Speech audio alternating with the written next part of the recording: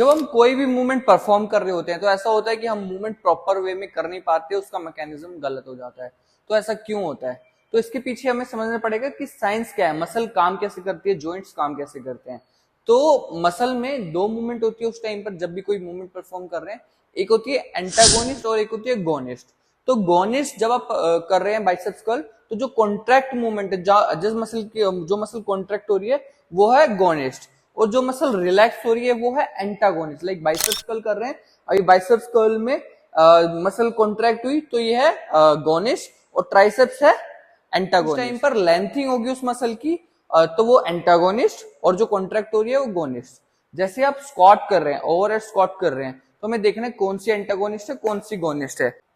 अगर movement perform करते हुए दिक्कत आ रही है तो हमें एंटागोनिस्ट मसल जो है उस मूवमेंट में उसको फ्लेक्सिबिलिटी या मोबिलाइज करना है, और जो गोनिस्ट मसल है उसको स्ट्रेंथिंग करना है।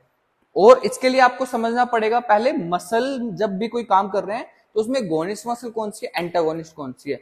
लाइक अगर जब हम स्क्वाट कर रहे हैं तो स्क्वाट में कॉन्ट्रैक्ट क्या हो रहे हैं, हमारे कॉर्ड्स को स्ट्रेंथिंग प्रोवाइड करवा रहे हैं स्क्वाट जब कर रहे हैं बेसिकली। और उसमें स्ट्रेच कौन कौन सी हो रही है, हैमस्ट्रिंग हो रहे हैं, आपके ग्लूट्स हो रहे हैं, आपकी लोअर बैक हो रही है। ठीक है, ये बेसिक है, अपर चेस्ट वो सब होता है, बट हम मेजर अभी ले रहे हैं। तो आपकी हैमस्ट्रिंग को मोबिलिटी की जरूरत है, ग्लूट्स को मोबिलिटी की जरूरत है, लोअर बैक को मोबिलिटी की जरूरत है, एंकल को मोबिलिटी की जरूरत है, क्योंकि ये है सारी एंटागोनिस्ट, बेसिकली पोस्टीरियर चेन है ये।